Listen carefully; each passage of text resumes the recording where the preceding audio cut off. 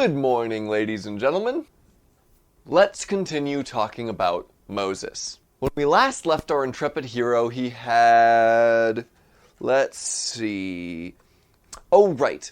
Killed an Egyptian, hid the body, and ran away to a country called Midian. Very heroic.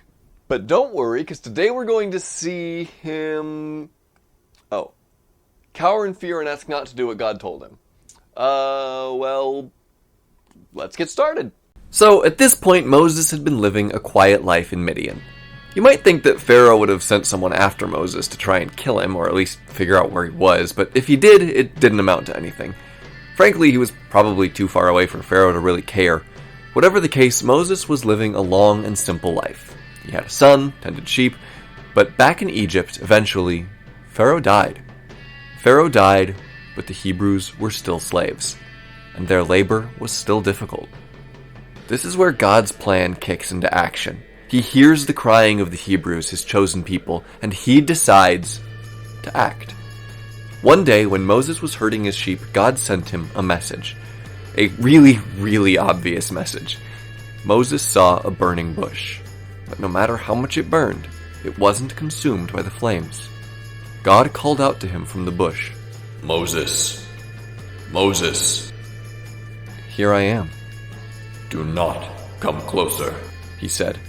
"Remove the sandals from your feet, for the place where you are standing is holy ground." Then he continued, "I am the God of your father, the God of Abraham, the God of Isaac, and the God of Jacob." Moses hid his face because he was afraid to look at God. God told him that he had heard the suffering of his people. He was going to rescue them and send them to a wonderful land rich with milk and honey, a land promised to them for generations. God had chosen someone to lead the Hebrews out of the slavery and oppression the Egyptians had them in. And who was that man? Moses. Moses refused once. After all, who was he to carry God's message?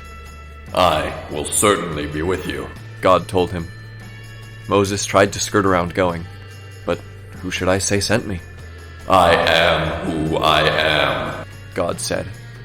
"Tell them, I am has sent me to you. Tell them that the God of Isaac and Jacob and Abraham, their ancestors, has sent you."